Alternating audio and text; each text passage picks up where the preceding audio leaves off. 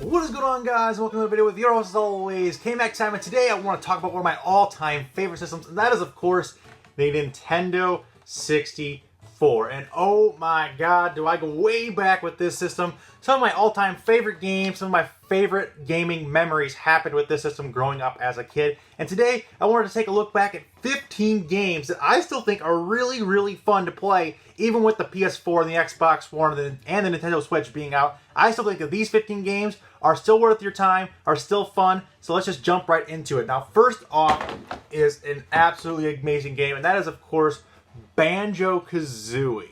Now, this game is made by Rare. You're going to see a pattern in this list. A lot of Rare games are on this list, and not Rare as in hard to find, but the company. Obviously, most people know that. But this game, absolutely amazing platforming action, collectathon, a lot of collectathons and platformers, a big theme on the N64. One of the best of the genre ever made on this, and this one does not disappoint. It's just so cute, so fun, everything about it. The music is great, the characters are great, the villains and the way they make their little noises. Of course, you can play this on the Xbox One with the Rare Replay Collection. That's probably the easiest way to play it, but to me, there's nothing better than playing it on the original hardware with a tight joystick N64 controller. Nothing gets better than that. Love playing this game, and the sequel, Banjo Kazooie, is also highly recommended. Next up here is a game that you just cannot go without when you're talking about N64 or any Nintendo console after that, is Mario Party. Now, this is the original Mario Party. There's two more, there's 2 and 3. In fact, they're right back here on the shelf. But for me, this one was the one that I played the most as a kid. I know that 3 is probably the best of the original 3 on the system, but this one is the one I always find myself going back to. You get little things on your hand for mashing the controller. You get like that, and it rubs your hand raw. And Nintendo actually gave out like gloves at one point. They're actually really hard to find now. They send out gloves in the early 2000s to prevent people from suing them. But if you're looking for a couch co-op, which is exactly what the N64 is made for sitting down with 3 of your friends, hooking up some controllers, having a few drinks, and having a good time, this game will end friendships, but it's also really, really fun. Next up, another thing I loved on the N64 is kart racing, and Diddy Kong Racing is a major reason why. Now, people compare this, obviously, get to Mario Kart, which one's better. Some people say Diddy Kong's better. You can use airplanes, you can use floating things, you can drive. There's also a campaign, all that stuff. I think I'm in the camp that personally both games are excellent. Can't go wrong with either. But this one, again, is amazing. Another game made by Rare back in the heyday of the company. Amazing game. Just one of the better racing games you're ever going to play. Loads of fun. And actually, like I said, the campaign in this is actually pretty good. Pretty lengthy as well. It's actually pretty challenging to beat that campaign. Next up is a classic you just cannot leave off any list. And this is one of the best games of all time ever made on any system. And that is, of course, Ocarina of Time. Now, you can say that Majora's Mask also should be on the list, but I thought just to pick one, I personally like Ocarina of Time better. Majora's Mask is also an excellent game. You can't go wrong with either of them. But for me, this is the one. This is the one that, if I had to pick one, this is the one I would go with. And of course, you can play this remastered on your 3DS and other things. But again, I love playing it in the original cartridge, original hardware. That's just what I do. I like physical media as well, so I don't like to download things. Absolutely, hours and hours of fun. If you're looking for an open world experience, if you're into any kind of like Zelda games that are newer ones and haven't played this one, this is one you should definitely check out. Now, another thing that is really awesome about the N64 is it has a lot of Pokemon games, and I'm a huge Pokemon fan, and I was when I was a kid growing up. And when I first heard about Pokemon Snap, I was a little bit skeptical. I was like, okay, you take pictures? That seems kind of lame. But it's not. It's actually really, really awesome. Now, the way that it's basically just an on-rail shooter, but instead of shooting things, you're taking pictures of them, which is an awesome idea by Nintendo to kind of shoehorn Pokemon into an on-rail shooting platform. Super smart of them.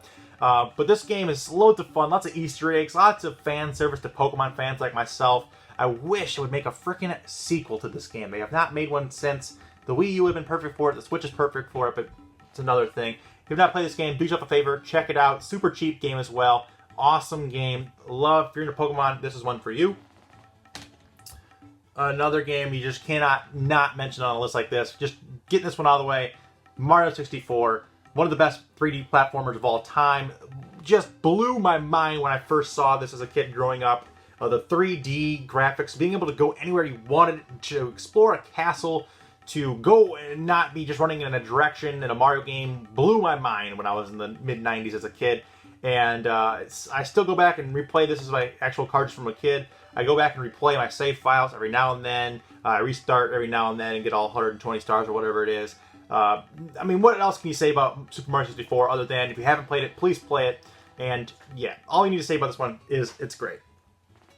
Next up, another game by Rare, and that is Perfect Dark. Now, a lot of people are fans of 007 GoldenEye, and that being the best shooter on the platform. And that game is great in its own right, and we'll get to that in just a minute. But for me, Perfect Dark does everything that 007 does, and does it a little bit more and a little bit better. And again, a really great game. Rare was probably, behind Nintendo first party, the best developer on the system. They really mastered it. They knew what they were doing. Another great four-person co-op game to get split screen going on a shooting game like this. Super fun. It still holds up, and I absolutely love this series. I still go back and play this one with my friends from time to time.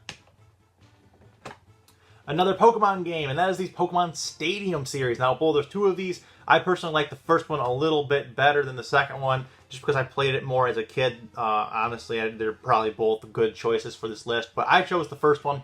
The thing I love about these games is, like I said, I was huge into Pokemon, huge. And at the time, I can remember renting this game for weeks and weeks. I rented it on the weekends for like $5, and then I was like, eventually, like, why don't I just buy this game? I could save up for 4 weeks of not playing on the weekend. I could just buy it, and then I did. But absolutely great game. I love the connectability. You can put your actual Game Boy cartridge in and then play your Game Boys on the screen. That was such a cool thing. Absolutely great game. An all-time classic. If you're into Pokemon, another must-play series. Next up is FZero X, and this to me is the pinnacle of the series. I know that a lot of people say GX or AX are the better game, but personally I prefer just FZero X on the N64. Just one of the more rockin' soundtracks you'll ever hear. Super hardcore metal and just really pumping music. Some of my favorite soundtracks in any game ever come from this game. Not to mention that the gameplay is seamless. 60 frames per second. Never have any slowdown. I don't know how they programmed this game to run so smoothly and still look so great on such an old system like this, but they did. It's a masterpiece, absolute masterpiece of a game, and it's still loads of fun to play, and it's super challenging, actually. Towards the end, starting on the harder courses, on the harder settings, it's still really, really challenging, and I don't think I've ever actually beaten it all the way, 100%, because it's just so hard, but I still go back and play this one all the time. Love this one. Next up is the beginning of the best fighting series of all time. I don't care what you say. And that is, of course, Super Smash Brothers. Now, the idea of having all of your favorite Nintendo characters fight each other, just wow. When I first heard about this game and I saw the stupid cartoony commercials where like Pikachu and Mario and Donkey Kong were skipping through a meadow and beating on each other, I was like, that is amazing. And even though Melee, the GameCube version, is still a better version and probably the best game in the series so to date, this one is still probably my second favorite. I don't care for Brawl. Smash on Wii U is just okay. But this one's probably my second favorite behind Melee. And it's still a good time to go back. And yeah, it's kind of dated. And the controls are kind of wonky on the joystick controller and only having one. It's hard to go back to the N64 controller sometimes when you're used to having 2 joysticks instead of 1. But still an outrageously fun time. Again, the four-player co-op is what the system was made for. It's what really drove home these games. And 4-player Smash Brothers is still one of the funnest things you can play. And I just love it. I love it. Every time my friends come over, we play Smash Brothers, and I love it. Again, getting back to Rare, their other first-person shooter, 007 GoldenEye. Everyone loves this game. The storyline's insanely good, especially for the time. It really broke new ground in the first-person shooter era on consoles. Again, the 4-player multiplayer is top-notch, absolutely great. Can go on and on about this game. You probably know a lot about this game. It's one of the best-selling games on the system. Super fun, lots of awesome first-person shooter stuff in this, if you're into that. Again, kind of wonky to go back and do. When I go back and play this, it's kind of hard to go back to one joystick and only being able to move in certain directions. at a time. It takes a little bit of getting used to when you go back to these kind of games, but when you get the master of it down back again, you start running through these levels, and you start railing on people in the co-op multiplayer. So much fun to be had with 007. Next up is an on-rails shooter, probably the best one on the system, and the best Star Fox game that's ever been made, in my opinion, even though most of the GameCube are good, and the one on the Wii U, hit or miss. But this is, to me, the best Star Fox game that there ever was and will be, and that is Star Fox 64, and wow, this game is absolutely amazing as well. I know I say about all these games, but these games just are like all of my childhood.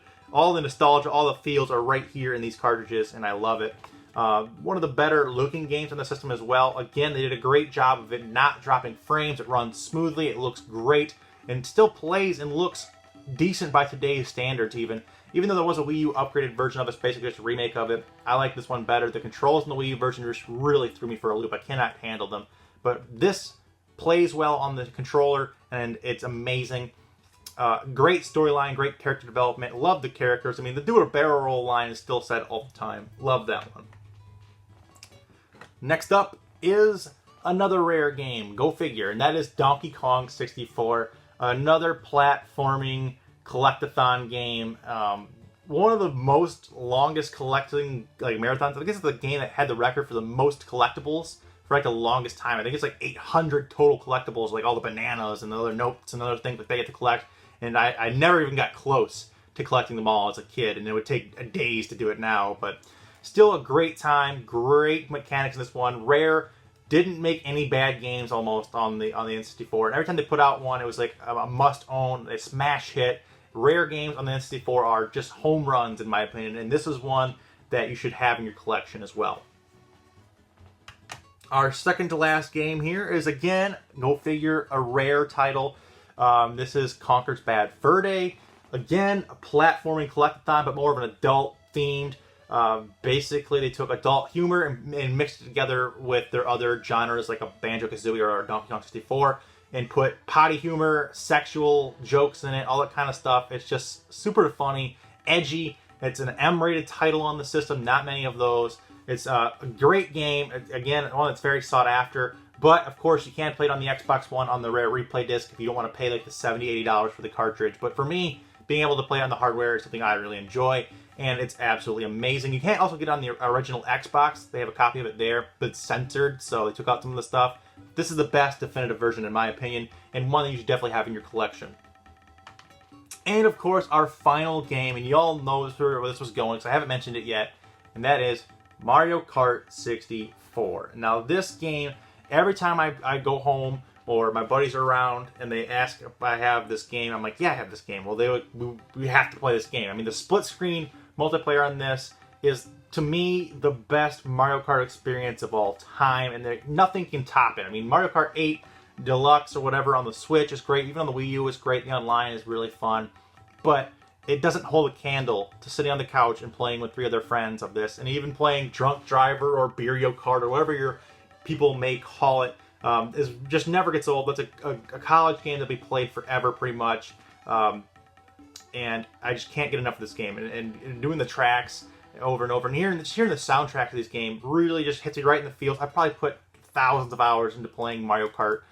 Even throughout my like mid to adulthood, I've still played this game pretty regularly, and I challenge absolutely anyone to a race at Moo Moo Farms. Me as Yoshi cannot be beaten there. This is how it is. This is how it has to be. But anyway, guys, thank you guys for watching. That's my picks for 15 games on the Nintendo 64 that are still fun to play today. Hopefully you guys are into the N64 as much as I am. Let me know what some of your favorite games are. If you guys can see behind me, there's an entire huge library, about 300 total games on the N64. Some of the best games ever made. I'd love to know what some of your favorites are. If I missed something on the list that you guys thought should be on the list, please let me know in the comments. Also, let me know down below which system you guys would like to see next. I have a huge GameCube collection, a Super Nintendo collection, PS2, stuff like that. You guys want to see games on those systems that are still fun to play? I'd love to know your thoughts. But until next time, guys, remember that it's always KMAC time somewhere. Until then, take it easy and peace out. I'm serious, though. If you guys want to challenge me in Mario Kart, come to Moo Moo's Farm. You'll see how it goes.